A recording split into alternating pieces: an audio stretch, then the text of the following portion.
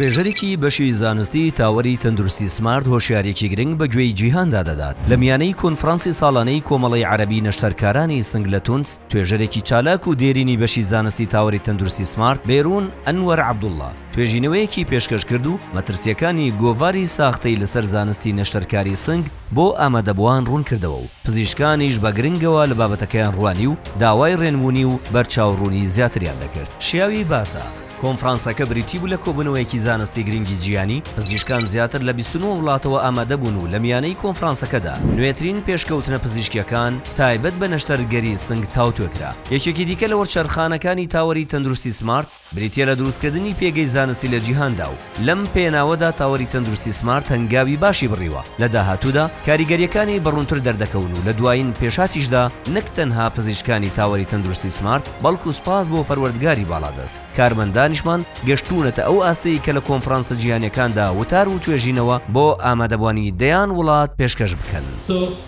The median number of editorial board members was 16 editors, while 8 journals, nearly 10% having 0 editor.